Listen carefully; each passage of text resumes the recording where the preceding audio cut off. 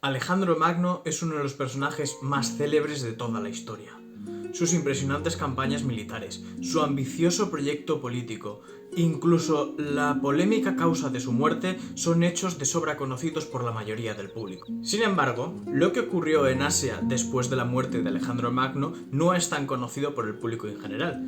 Y parece ser que lo único relevante que pasó entre la conquista de Alejandro Magno y la conquista romana del territorio fue el reinado de Cleopatra VII. No obstante, esa no es toda la verdad. En la entrevista de hoy hablaremos con Juan Luis Alfaro, autor del libro que hoy nos ocupa y que podéis ver a mis espaldas. Hablaremos de la historia del Imperio Seleucida, uno de los reinos helenísticos sucesores de Alejandro Magno en Asia. Y además lo vamos a hacer desde una perspectiva que generalmente está olvidada, pero que es fundamental para poder comprender las sociedades de la antigüedad y también las contemporáneas. Esta perspectiva es la perspectiva económica. Yo soy Richie Núñez y esto es Helenismo y Roma. Dentro vídeo.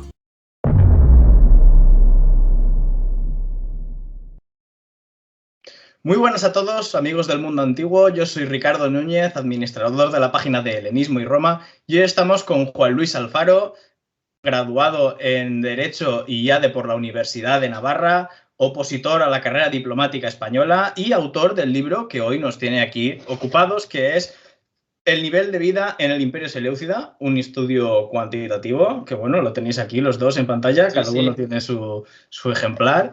Y estamos aquí ya en esta tarde de domingo. ¿Qué tal, Juan Luis? Pues muy bien, primero de todo quiero agradecerte que me hayas invitado a este pequeño rincón para la difusión sobre la cultura griega y especialmente la historia greco-romana antigua. Y estoy muy contento de que hagas tanto hincapié en el Imperio Seleucida, que es uno de los grandes olvidados de la historia antigua. Y la verdad, pues poco más que decir. Muchas gracias. Nada, muchas gracias a ti, pues primero por tu trabajo, porque creo que has escrito un libro que es muy interesante, que realmente hace una aportación y del que vamos a hablar pues a lo largo de todo este vídeo, ¿no? Cierto es que el Imperio Seleucida pues es uno de los grandes olvidados, ¿no? Uno de esos grandes imperios olvidados del mundo antiguo en ese periodo, ¿no? Post-alejandrino y de expansión de los imperios de Roma y parte, pues es un gran espacio en blanco, creo que para la mayoría de las personas, y solo se suele mencionar al Egipto tolemaico, razón porque, a ver, es el reino helenístico que está mejor documentado, pero nunca hay que olvidar que este imperio pues tuvo una gran importancia, podríamos decir también militar, pero yo creo que fundamentalmente una importancia cultural y económica en el próximo y Medio Oriente, de la zona a la que estamos hablando, ¿no? Y nada, quería poner también en valor pues ese trabajo que has hecho, que realmente es muy importante porque creo que es el primer libro sobre el Imperio Seleucida que está publicado en español directamente. Yo igual tú conoces alguno, pero... Hasta donde conozco yo, sí. Al menos de manera monográfica, quiero decir. Sobre el periodo helenístico hay libros, tampoco demasiados, porque como bien has comentado, es un periodo que parece que está olvidado en la memoria de los historiadores, que únicamente se centran en la Grecia clásica, en las guerras médicas o en la expansión de Roma hacia el este, pero lo que son los imperios post-alejandrinos, los imperios helenísticos, parece que están olvidados. Sí que se menciona bastante el Egipto tolemaico, por eso de Cleopatra o de Ptolomeo, pero es verdad que, como has mencionado, el Imperio Seleucida tuvo una importancia superlativa y yo me atrevería a decir que no únicamente por lo militar y lo cultural, que también, sino también por su valor como aglutinador de las distintas culturas que había en todo el Oriente Próximo, como desde los babilonios, los persas, los griegos, los tirios, los fenicios, que todos ellos convivieron durante un tiempo no demasiado largo, pero sí un tiempo relevante, bajo una misma monarquía, como era la de los Seleucidas. Y hay que poner en relieve que por ejemplo, dentro de los Seleucidas no hubo ni una sola rebelión de los nativos. Es decir, hubo muchas de los generales, pero ni una de los nativos, a diferencia de lo que ocurrió en Egipto, por ejemplo. Efectivamente, que en Egipto sí que tenemos un caso de rebelión de los propios egipcios contra sus reyes helenísticos, ¿no? Que si bien también habían adoptado pues, las costumbres y usos de los antiguos faraones, pues seguían siendo también manteniendo esa cultura griega, ¿no? Era una monarquía, digamos, dual. Claro, yo imagino que del Imperio Seleucia y de todas estas cuestiones de las que hemos hablado, pues tú también habrás hablado mucho en tu perfil de divulgación, que es un proyecto que creo que tiene nombre Agesilao, ¿no? Ese mítico rey lacedemonio. Cuéntanos un poco, ¿no? de este proyecto tuyo de Agesilao, cuánto tiempo lleva, dónde se está desarrollando. Véndanoslo un poquito, háblanos. Pues sí, en octubre de 2018, si no estoy equivocado, unos 3 años, algo más, comencé con este proyecto que la verdad que en un inicio tenía una idea de divulgación y bueno, lo he conseguido ir adaptando poco a poco conforme a mis aficiones, por supuesto, y actualmente se encuentra en Twitter y la verdad que desde siempre ha estado en Twitter. Hice una pequeña intentona en Instagram hace poco, pero la verdad que no me llegó a convencer el formato. En cualquier caso, mi formato de divulgación está dedicado principalmente pues, a la Grecia clásica y al periodo helenístico. Está especialmente centrado actualmente en el periodo helenístico, puesto que es en el que más he ahondado. Sin embargo, en la Grecia clásica, especialmente la Segunda Guerra, la Segunda Guerra Médica y también las guerras greco-persas, así como en el periodo helenístico, pues los diádocos, los sucesores, que la verdad que tuvieron una gran cantidad de guerras entre sí, hasta que finalmente en el año 281 Seleuco, uno de nuestros protagonistas, ganó y también pues en lo que es el desarrollo posterior, hasta la llegada de Roma o la conquista por los partos.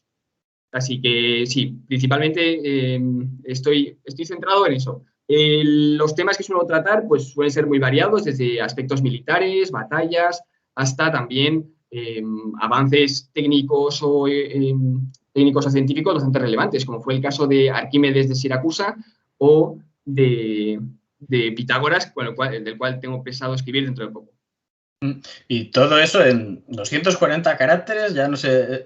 Porque yo estuve un tiempo en Twitter y era cuando todavía eran 120 caracteres, pero luego lo ampliaron. No sé exactamente cómo ha quedado la cosa ahora. O sea, cómo es divulgar semejante contenido, o sea, semejante cantidad de información, porque el periodo que nos has mencionado es bastante amplio. O sea, ¿cuál es tu experiencia, ¿no? Como divulgador en Twitter? Además que es una comunidad que se le ha tildado muchas veces de ser muy tóxica, ¿no? Que es de las peores redes sociales que hay. No por el formato, sino por la gente. Claro. ¿Cuál es tu experiencia, no? En cuanto al formato, respondiendo a tu primera pregunta, la verdad que el formato me parece idóneo para divulgar.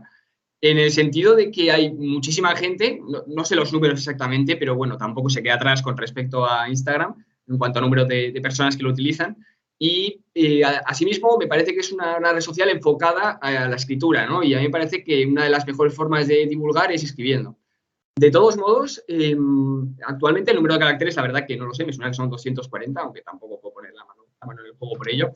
Y la suerte que tiene Twitter es que tiene un formato pues de 240 caracteres, sin embargo se pueden enlazar unos mensajes con otros, dando lugar a lo que se llaman hilos, y entonces se puede escribir hasta 25, si no me equivoco, y entonces más o menos en los 25 pues te da para escribir una buena cantidad de información y suficiente para expresarla y para que todo el mundo la conozca. Entonces, como proyecto de divulgación, la verdad que hay unos cuantos en Twitter y que es muy interesante la comunidad que hay ahí.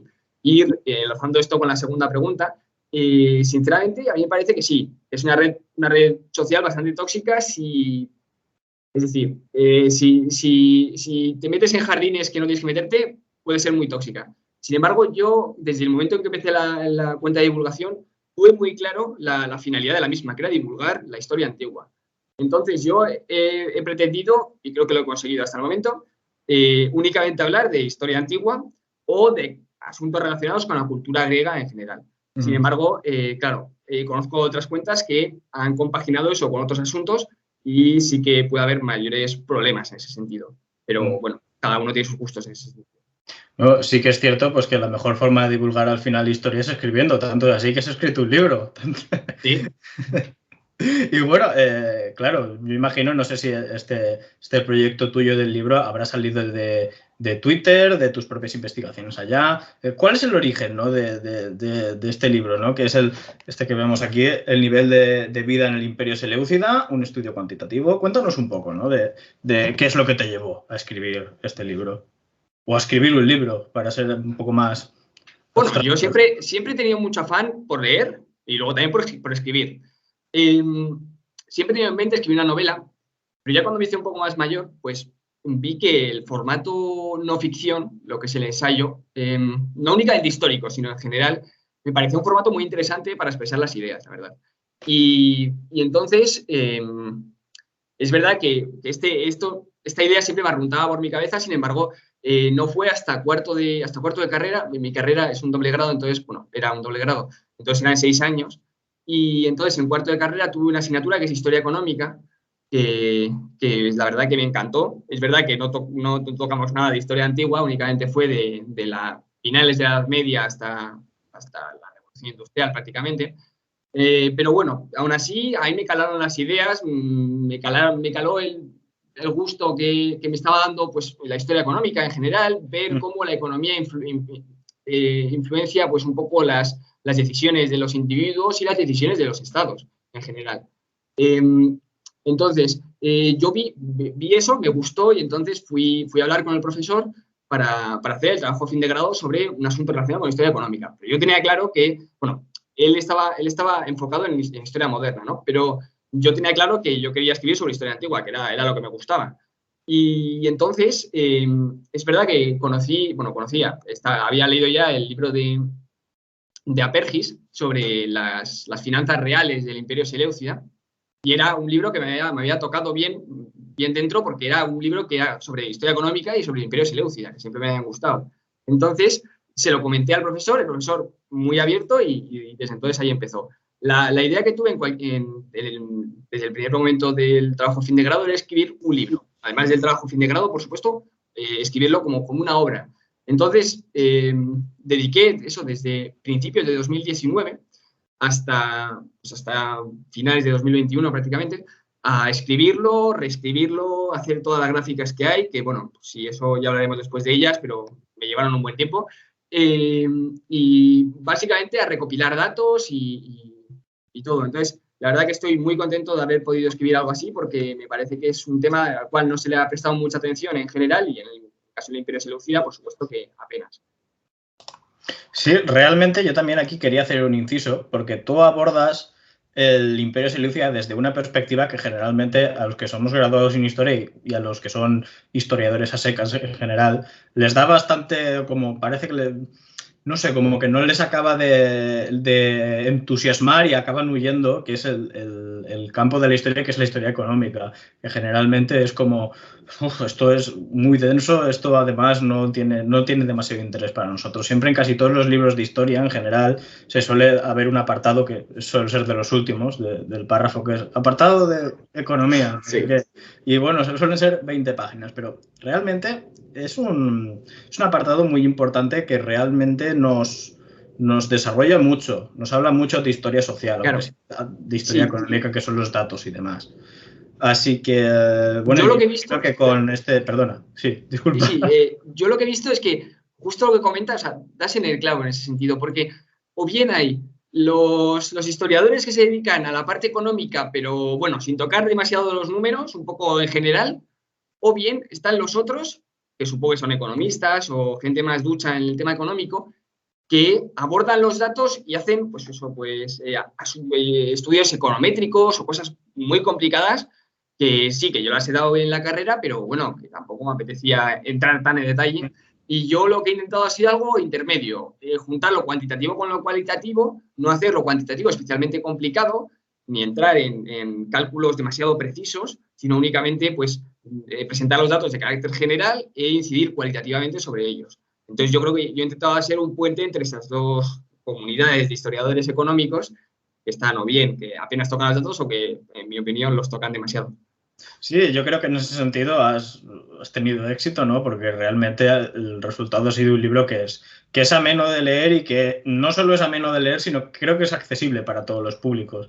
Porque es verdad que es un libro que está centrado en la historia económica, pero también te tomas tu tiempo en desarrollar, pues eso, lo que es el apartado propiamente histórico y político, ¿no? Sobre todo, pues, no en general, sino para ubicar, ¿no? Al lector de lo que está leyendo. Entonces, creo que sí que logras el objetivo de presentar un libro que es original en tanto a tema y perspectiva, y luego que lo puede leer cualquiera. O sea, es un gran éxito, pienso yo.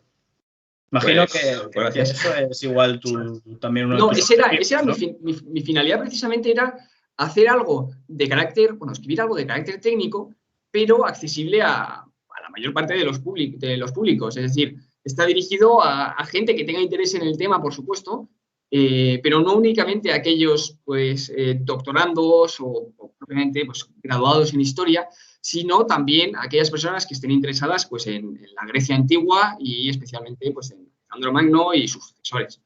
Y partiendo de esa base, no hace falta tener especiales conocimientos previos, puesto que ya hay una parte, bueno, se desarrolla históricamente para contextualizar un poco cómo varía el nivel de vida a lo largo del tiempo, pero es verdad que con unos conocimientos mínimos yo creo que se puede seguir bien el libro, o al menos eso ha sido mi... ¿no? Sí, y bueno, siguiendo también un poco con el tema que nos ocupa, vamos a hablar un poco pues, del sujeto de estudio, ¿no? Del libro, que es el Imperio Seleucida. Hemos hablado ya de que en un primer momento el mundo helenístico a nivel de libros y demás pues está como un poco vacío, ¿no? Si no lo comparamos con otros periodos o con otras civilizaciones, Egipto, Roma, no voy a decir Partia porque Partia creo que está peor, pero no sé, igual China o la India tiene un poco más atención que el Imperio Seleucida. Y la pregunta vendría a ser ¿por qué el Imperio Seleucida? O sea, no solo ya igual porque te guste o porque te llama la atención, sino porque de entre todos los ejemplos posibles para poder empezar además un libro, elegiste el Imperio Seleucida, que en comparación igual con otros reinos de su entorno está peor documentado. Bueno, primero de todo, pues sí, porque me gusta. No, es irracional, tampoco hay que explicarlo mucho. O sea, el Imperio Seleucida me gustaba antes de decidirme por este tema en concreto. La verdad que el tema de los griegos que no estén en Grecia siempre me ha llamado la atención, especialmente por Alejandro Magno. Pero entonces de ahí pues pasé la verdad que he seguido un recorrido histórico distinto a lo que suele seguir la mayoría de la gente, yo creo. Primero me interesé por el reino greco-bactriano y los reinos indogriegos, y de ahí va el Imperio Seleucida. O sea, tú fuiste de Oriente hacia Occidente, ¿no? Sí, algo así. Entonces, una vez ya tenido en mente el Imperio Seleucida, el segundo paso ya fue decidirme por el Imperio Seleucida en asuntos económicos. Bueno, precisamente porque yo creo que sobre el Imperio Romano y incluso sobre los tolemaicos hay mucho escrito. Quizá no tanto sobre temas económicos y mucho menos sobre el nivel de vida como tal, pero algo que estaba seguro es que sobre el Imperio Seleucida no había nadie que hubiera escrito sobre esto. Entonces, sobre Roma sí que hay bastantes estudios, porque además de que hay bastantes más datos, por ejemplo, pues con el edicto de precios de Diocleciano, o muchos más precios, sí que hay mucho más datos. Sin embargo, en el caso Seleucida, es verdad que no abundan los datos, pero tampoco faltan. Es decir, la idea general que puede tener uno es que, claro, como en la historia política en general del Imperio Seleucida tampoco hay demasiadas fuentes, las hay, pero tampoco hay demasiadas, sobre la historia económica tendría que ser algo similar. Pues la verdad es que no, es que es lo contrario. Porque en Babilonia, unos señores, algo más que unos señores, unos astrónomos, se dedicaron desde antaño, no recuerdo el siglo exacto, pero igual desde el siglo VII o siglo VIII a.C., a recopilar no únicamente los eventos astronómicos y astrológicos, sino también por un paso más allá y también de vez en cuando, no todos los meses no, o al menos no nos han llegado todos los meses, recopilaban los precios de manera regular de cinco cosas, como era la cebada, los dátiles, el cardamomo, el sésamo y la lana. Y de esa manera tenemos la oportunidad de saber de primera mano cuál era la variación de los precios, cómo afectaba ello al mercado, por qué, poder intentar dar una respuesta de por qué variaban. Y entonces, la verdad que es una fuente de información súper interesante. De hecho, mi tutor del trabajo fin de grado me comentó que es verdad que en la edad moderna hay muchos más datos, pero que una serie de tantos siglos de datos de precios es muy, muy difícil encontrar. Entonces, la verdad que aquí hay que dar un aplauso un poco anacrónico a los astrónomos de Babilonia, porque la verdad que hicieron un trabajo enorme, vamos, colosal. Y en ese sentido, pues yo me di cuenta de que eso era una base muy buena para iniciar cualquier estudio de estos asuntos, y eso unido a que me gustaba el Imperio Seleucida, pues ahí está la respuesta. Sí, y bueno, ¿cómo se hace realmente un libro de historia económica? Porque realmente cuando uno se pone a escribir cualquier artículo o alguna publicación o algún libro de historia, pues bueno, tiene que contrastar las fuentes escritas, arqueológicas y epigráficas, pues que tiene a su disposición o de las que se puede hacer valer. Y generalmente, pues bueno, el discurso de los historiadores antiguos era mayormente pues el discurso de lo político-militar, ¿no? Una evolución, no existen unos datos tan precisos o tan digamos, tan numerosos como podemos tener hoy en día. ¿Cómo se hace? O sea, ¿cómo has hecho para escribir un libro de historia económica sobre un imperio que realmente tenemos una información pues muy fragmentaria? Tenemos la gran suerte de que a principios de los años 2000 Apergis escribió un libro sobre las finanzas del Imperio Seleucida. Claro, Apergis, su idea era entender el modelo económico que subyacía todo lo que era la administración seleucida, de los gastos, los ingresos, los gastos, los ingresos, y cómo afectaba en general pues todo a nivel macro, ¿no? Macroeconómico. No centrándose en la persona, como ha sido mi enfoque, sino enfocándose en las finanzas del rey, por decirlo de alguna manera. Entonces, tenemos la suerte de que la verdad que Apergis hizo un trabajo estupendo, también basándose sobre esta lista de precios, aunque también otros documentos que también los tenemos. Y precisamente sirvió de base este libro para coger las ideas, tomar las fuentes. Pero además de ello, también hay un artículo, un working paper, la verdad que los autores me cuesta pronunciarlos, pero son varios de diversas universidades, una de Holanda, otra de China y otra es de Austria, si no me equivoco, y que realizan un estudio sobre el nivel de vida, ¿no? Entonces, es el estudio más cercano que se encuentra de mi libro, puesto que hacen un estudio de la China Han del siglo segundo antes de Cristo, si no me equivoco. En el caso de hacer un estudio también del nivel de vida en Babilonia, no solo, o sea, en el imperio neobabilónico, es decir, sobre el siglo VI o VII antes de Cristo, y también sobre Roma, lo mismo, tomando dos enfoques, el de la Roma republicana y el Imperio Romano, aunque no estoy muy seguro, la verdad. Y en cualquier caso sí que hacían un estudio dedicado a una página a estudiar el nivel de vida en el Imperio Seleucida, en la Babilonia Seleucida del siglo II antes de Cristo. Entonces, claro, ese estudio lo que hace es estudiar cuál era el coste de la vida. Es decir, únicamente entraba a ver cuánto le costaba a una persona comer, comprar la leña para el fuego y vestirse y tener un sitio, un techo bajo el que vivir. Entonces, la verdad que esos fueron un poco mis fundamentos, ¿no? Luego también es verdad que, como he mencionado previamente, los precios de los diarios astronómicos de Babilonia, estos se encuentran, la verdad, que han sido bastante estudiados desde que se descubrieron, entonces hay diversas fuentes y hay una especialmente relevante que es la de Van der Speck, que es la que toma como referencia, puesto que hace una tabla con Excel y varios análisis. Genio ese señor, ¿eh? ¿El qué? Sí, bueno. Yo pensaba que era mucho más joven, porque no para de escribir cosas, pero tiene 90 años o 85 años. Bueno, a mí me pasa lo contrario, yo pienso que toda esta gente está muerta ya. No, pero es que hay formación profesional, ¿eh? Hay dos autores especialmente relevantes, que son Michael Hursa y Van der Speck, y entonces, como el libro que estaba tomando yo como referencia de Michael Hursa, que era del año, pues, de finales de los 90, yo pensaba que Michael Hursa era una persona muy mayor, o incluso muerta, y que Van der Speck, como estaba escribiendo, bueno, no sé si ha escrito este año algo, pero en estos últimos años estoy seguro de que ha escrito cosas, vamos. Y yo tenía la idea de eso, de que Van der Spek tenía, pues eso, 50 años, 60 como mucho, y pues Husserl era una persona bastante más mayor. Y es al revés. Husserl tendrá 50 años y eso, y Van der Spek tiene 85, 90.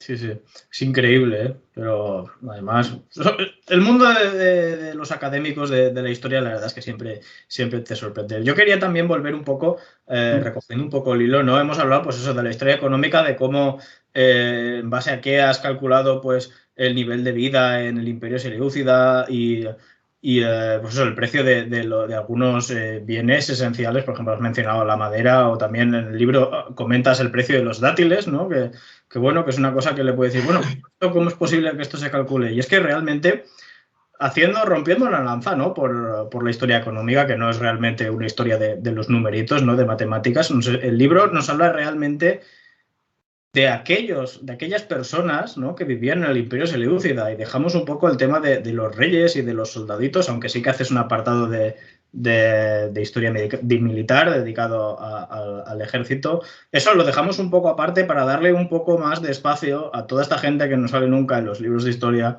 pues que son algunos de los casos que tú comentas, son los trabajadores, los marineros, los sacerdotes de los templos, los funcionarios. O sea, realmente sí, la historia social y económica van muy juntas de la mano. Entonces, claro. Claro, como bien mencionas, yo, la verdad que mi interés por la historia surgió de pequeño, pero bueno, realmente empecé a leer sobre historia mucho más adelante, cuando ya tenía pues mis 19, 20 años. Y entonces, yo algo que siempre me preguntaba es, vale, muy interesante los reyes, muy interesante las batallas, pero ¿y estos señores cómo trabajaban? ¿Cuándo iban a comprar el pan? O yo qué sé, ¿qué comían? ¿O tenían vacaciones? Ese tipo de preguntas absurdas, pero que, es decir, es verdad que hay libros, pues, cuál era el día a día de los griegos, y sí, pero quiero decir, realmente a nosotros, cuando vamos a tomar un café, lo que nos importa es cuánto va a costar el café, ¿no? ¿Cuánto tiempo tengo para ir al café? ¿Tendré trabajo? ¿No tendré trabajo? ¿Cuánto me pagan? Esas cosas, ¿no? Entonces, claro, ese tipo de asuntos yo creo que han sido constantes a lo largo de la historia, ¿no? Porque, es decir, y más en esa época cuando comer no estaba garantizado. Entonces, claro, saber cuánto ganaban, cuánto tenían que gastar y si podían mantener a su familia, porque por supuesto tenían una familia, a mí me parece que es importante, pues, para conocer, como tú has dicho, la historia social. Es decir, la historia económica a mí me parece que es el sustrato, ¿no? De la historia social. Es decir, entender las personas a través de cómo vivían económicamente. ¿Tenían suficiente? ¿No tenían? Era un poco mi tesis, sobre la cual he trabajado después. Claro, o sea, realmente le estamos poniendo no rostro, porque no hay imágenes iconográficas, ¿no? ni registro, pero sí que podemos, tu obra sí que nos ayuda un poco a dibujar, ¿no? Pues eso, el día a día de la gente que vivía en el Imperio Seleucida. Y claro, también te quería preguntar, porque bueno, tenemos en cuenta que el Imperio Seleucida no es un imperio al estilo romano, ¿no? Que es bastante homogéneo, todos ciudadanos romanos, municipios latinos, aliados, federati, sino que es, digamos, una superestructura, ¿no?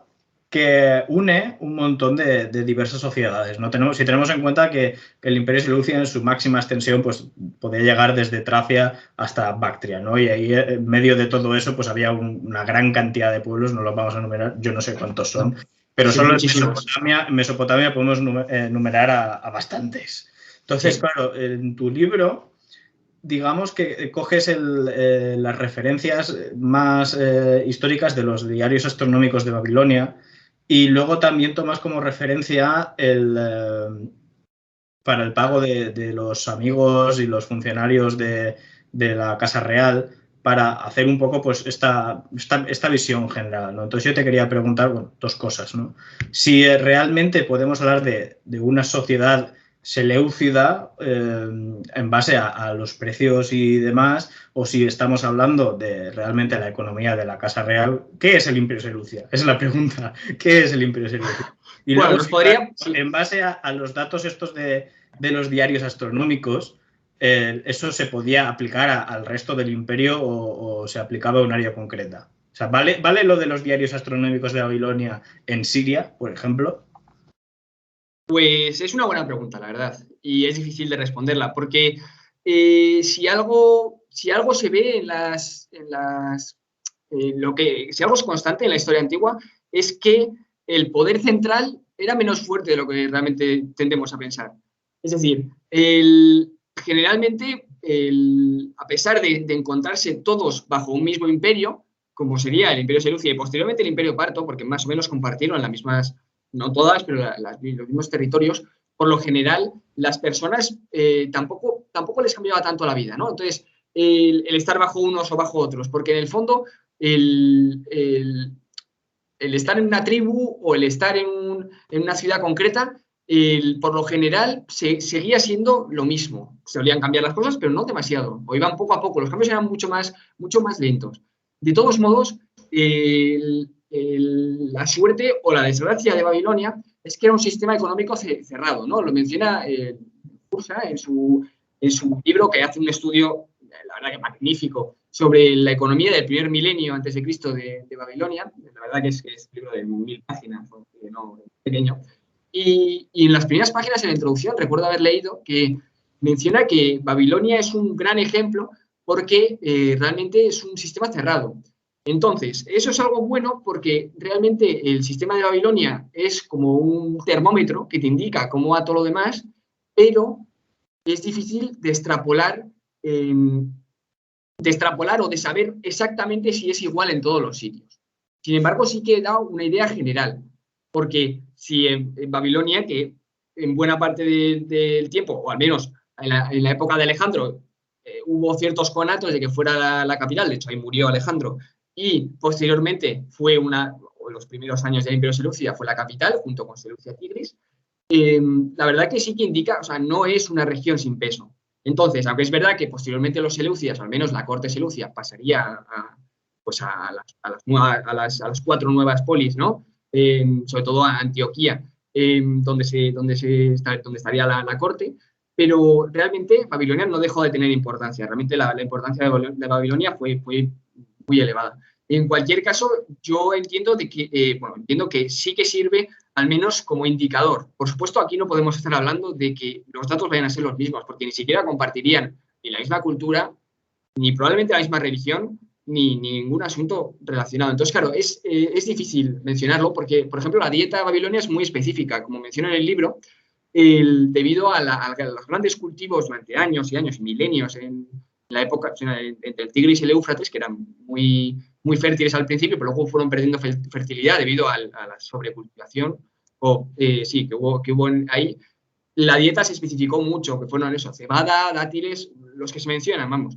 Entonces, realmente lo que es, pues obviamente, la dieta de alguien de Siria no sería la misma. Por ejemplo, en Siria sí que consumían bastante más vino, porque el acceso de barcos por el Mediterráneo era mucho mayor, perdona.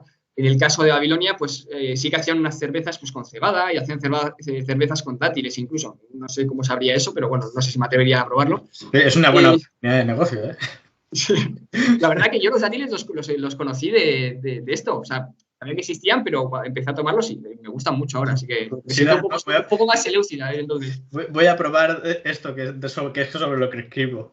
Sobre lo que escribo. Sí, es que de hecho estuve probando, a ver, quiero decir, el cardamomo, la cebada y así ya había probado, pero los dátiles no, entonces me parecía algo muy exótico y la verdad que está muy bueno. Se lo recomiendo a cualquier persona que vea esto, que está muy bueno, la verdad. Tomamos nota.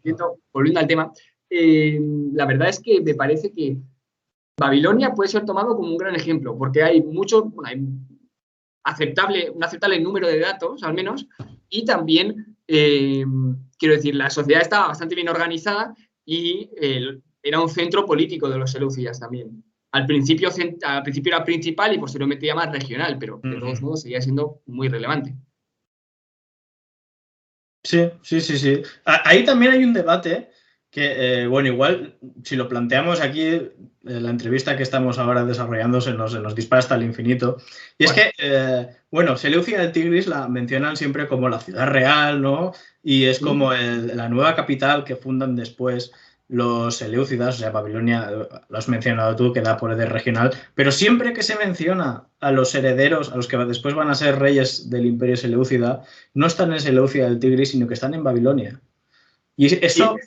Antíoco III, por ejemplo, cuando adquirió el trono estaba en Babilonia. Sí, efectivamente. Es verdad, sí, aquí hay que entrar en el tema de los virreyes.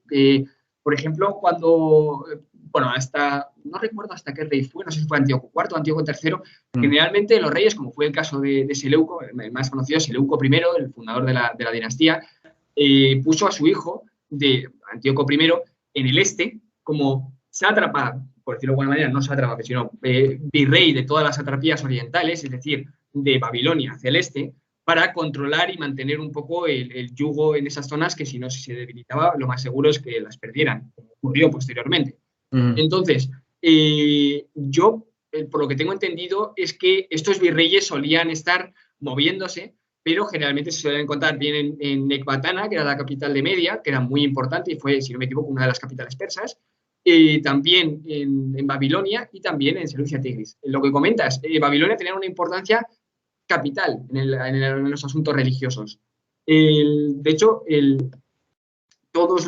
está muy bien documentado la importancia de todos los sacerdotes que había ahí, cuyos nombres la verdad que son impronunciables, pues el Satamu, el Zafacu y todos esos. Es complicado, ¿eh? Sí, son complicados, y más aún cuando están escritos en la escritura esa que tienen con rayas y todo, que eso me parece muy complicado. Sí, no digo el uniforme, sino cuando están transliterados al latino, que también le ponen unas rayas, que eso no sé cómo se pronuncia. Bueno. Eso en el escritorio del ordenador no está. ¿Esto cómo lo escriben? No, ya, eso es complicado, eso no sé cómo lo hace la gente, pero bueno, eso es otro tema. De todos modos, la importancia religiosa es capital, y de hecho, en varias ocasiones se ve como, por ejemplo, Antíoco III, que es probablemente el rey del que más sabemos, junto con Seleuco I, o incluso más de Antíoco III, por eso de que tuvo pues, guerras con los romanos. Y entonces se sabe que Antíoco III, pues de vez en cuando, o varias ocasiones, se ve cómo va a Babilonia pues, a presentar sus respetos, a hacer determinados sacrificios rituales ante los grandes sacerdotes de Babilonia. Por lo tanto, la importancia de Babilonia como centro espiritual, como centro no tanto político, sino espiritual y religioso, era elevada, incluso una vez ya pues, pierde su importancia política, ¿no? Y la verdad que es muy, muy relevante. Y luego también, por supuesto, el tráfico comercial a través de los ríos Éufrates y Tigris, que eran navegables, es muy relevante. De hecho, el propio Jusa, la verdad que voy a mencionarlo bastantes veces, menciona que se tardaban, no me acuerdo cuántos días, o igual 10 días desde el norte hasta el sur, por los ríos. Entonces, eso hacía que la sociedad pues estuviera muy bien comunicada, ¿no? Con el norte, con la parte un poco más al norte. Entonces, no deja de ser interesante que en el Imperio Seleucida Babilonia no dejó de tener importancia nunca. De hecho, cuando la perdieron con Demetrio II, que de hecho lo capturaron ahí, que la verdad que esa historia es para contarla más detenidamente, porque le capturan, está 10 años capturado, luego se intenta escapar, lo vuelven a capturar, y al final vuelve cuando muere su hermano Antíoco VII. Bueno, pues se puede ver la importancia de Babilonia ahí cuando se pierde, que Antíoco VII, después de pacificar un poco la región, lo que era el norte y el sur de Siria, que era lo que controlaban para entonces, se lanza en una de las mayores campañas bélicas que llevaron a cabo los Seleucidas. La última gran anábasis. Claro, por supuesto, y que tenía avisos de salir bastante bien, lo que la verdad que Antíoco VII pues se equivocó, ¿no? Pero bueno, de todos modos, tenía bastante importancia porque a los pocos años de perderla ya hubo no una pequeña, sino una gran intentona por parte de los seleucidas de recuperarla. Sí. Que al final se quedó en nada y bueno, pues estuvo el reino de Caracene y los partos por ahí, pero sí, fue muy importante para los seleucidas. Sí, la verdad es que es una lástima porque es de las campañas que peor documentadas está, porque ya el Estado es muy fragmentario, las fuentes ya, como el poder de Roma ya es muy grande y los reinos helenísticos ya pasan en un segundo plano, pues ya no le prestan tantísima atención, aunque sí que tenemos alguna cosa. Bueno, yo imagino que igual después de haber escrito este libro de aquí te animas a escribir uno ya más de historia pura, ¿no? Porque no sé, ¿cuáles son tus próximos proyectos? ¿Vas a escribir otro libro? Pues bueno, yo actualmente estoy opositando y bueno, cualquiera que haya opositado pues sabrá que el tiempo no sobra. y bueno, al final del día acabas muy cansado, entonces es difícil ponerse con un nuevo proyecto. Actualmente, para un futuro, pues a unos cuantos años, sí que tengo pensado pues varios proyectos, pues y escribir una o varias obras sobre el Imperio Seleucida, ya sea de carácter más bien técnico o centrándose más en el aspecto divulgativo, ya eso ya tendré que decidirlo, pero para acercarlo un poco más y para que el Imperio Seleucida esté un poco más presente, ¿no?, en la mente de las personas en general.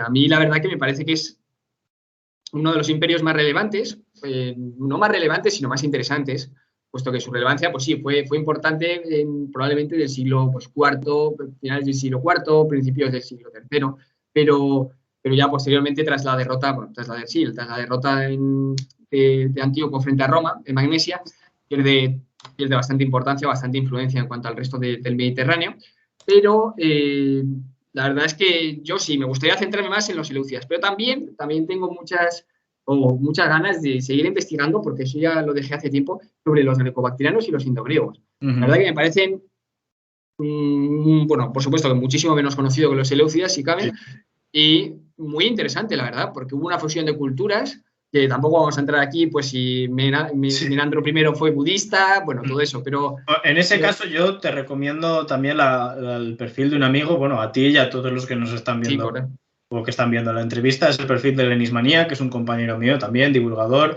graduado en Historia, profesor además, ahora recientemente, de Geografía e Historia, y que está muy metido, muy dedicado en el estudio de los griegos en la India, en Bactria, así que yo os recomiendo su perfil, en Lenismanía, lo podéis encontrar en Instagram. Y bueno, igual que yo te he comentado aquí un referente, también quería pararme un poco sobre algo que ha pasado durante toda la entrevista, y es que has ido mencionando a una serie de autores clave, imagino que habrán sido clave para ti, a la hora de hacer un libro, porque claro, también un libro no es solo ponerte a escribir y soltarlo todo de memoria como si fuera un examen, ¿no?, sino que tienes que tener también unas influencias previas, una búsqueda bibliográfica, así que me gustaría también preguntarte a nivel personal, esos autores que quizás te hayan motivado a escribir un libro sobre este tema, y luego los que también a nivel académico han influenciado mucho tu obra. O sea, ¿a quién nos podrías mencionar para también recomendarle un poco al público?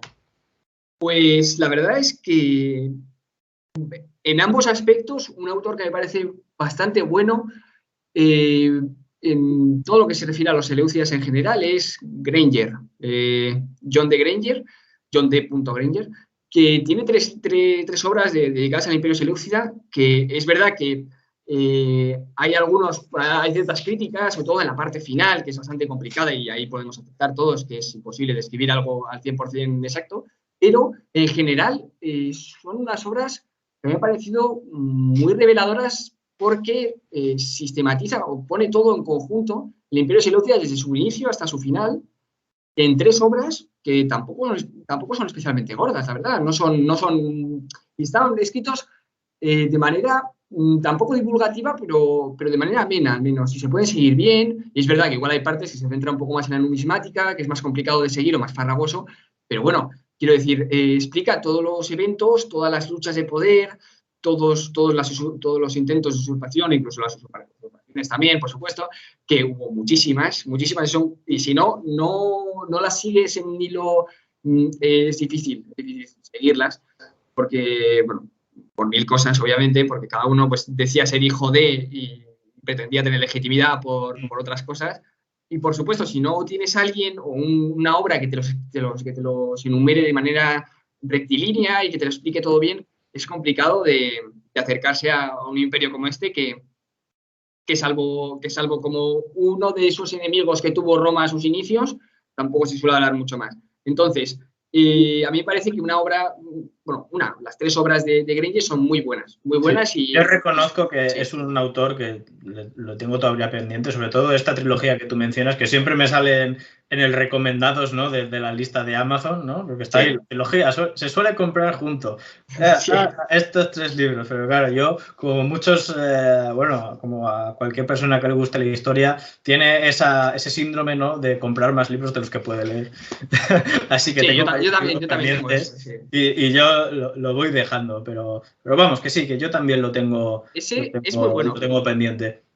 Sí, y luego, más yendo a la parte académica, es verdad que el libro de Apergis, que lo he citado ya varias veces, es excepcional, sinceramente. No conozco a nivel bueno, a nivel de historia económica, del Imperio Seleucida, supongo que de Roma habrá más, pero sobre el Imperio Seleucida es el mejor, sin duda. Y luego también, a nivel de la historia antigua en general, de historia económica, me parece de los mejores libros que he visto, la verdad. Es verdad que por ahí está, pues por supuesto, Rostocev con sus 2 tomos, esos de Espasa, bueno, traducidos por Espasa, yo que sé, en los 80 o así, Sí. y que fueron escritos pues en 1930 o 40, no sé cuándo, antes, ¿eh? Ahora no sé bien las fechas, pero son muy antiguos.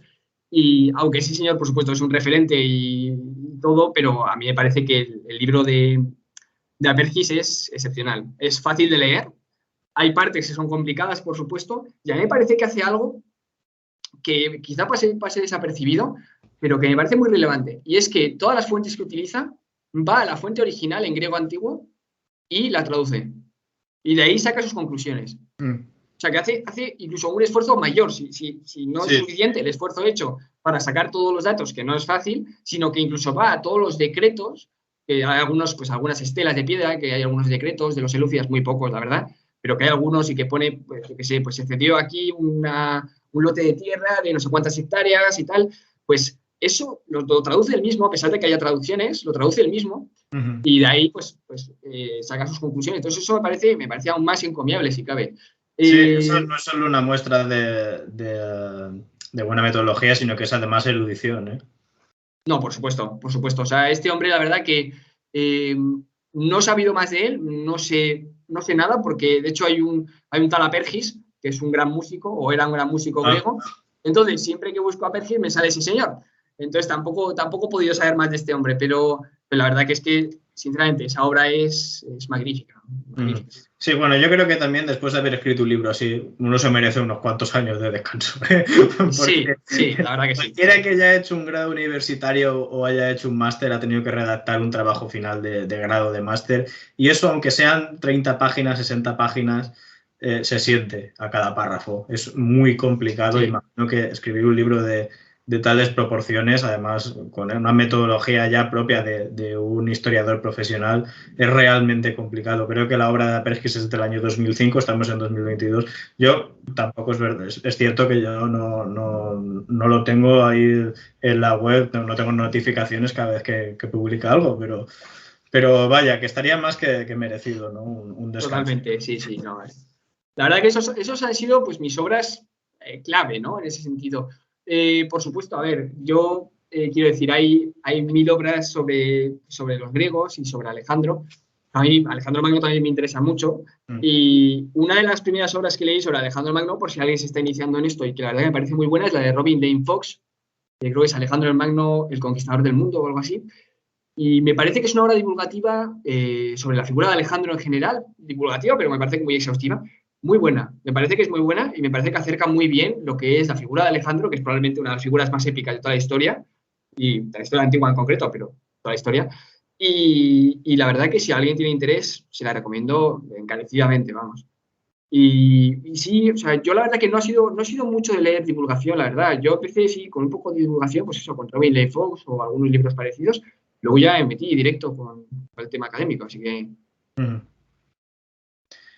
Bueno, y ya como último libro a recomendar, por supuesto, vamos a recomendar tu libro, ¿no? El nivel hombre, sí. del Imperio Seleucida, que bueno, es el que llevamos hablando estos 50 minutos prácticamente ya, y aunque, bueno, lo que hemos comentado, es un libro que aparentemente se ve ligero, ¿no? Porque creo que son 220, ¿no? Más o menos, 215. Son así, 211 páginas en la última página de la bibliografía, pero una vez uno se pone a leer realmente, pues todo lo que hay aquí, se nota pues el trabajo, ¿no? Y que estas 200 páginas se han hecho largas de escribir, además. Así que nada, yo quería también, pues ya a modo de cierre, agradecerte el que hayas venido aquí, pues a hablarnos también de tu libro y del Imperio Seleucia y de la historia antigua, que a todos los que estamos aquí, yo sobre todo el primero, me fascina, me encanta.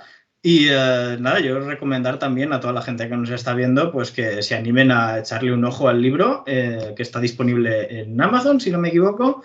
Sí, y luego también pueden contactar a mí. Eso es, si alguien tiene cuenta de Twitter, me puede contactar directamente. O sea, mi perfil, como ha dicho Richie, es agesilao, es @agesilao.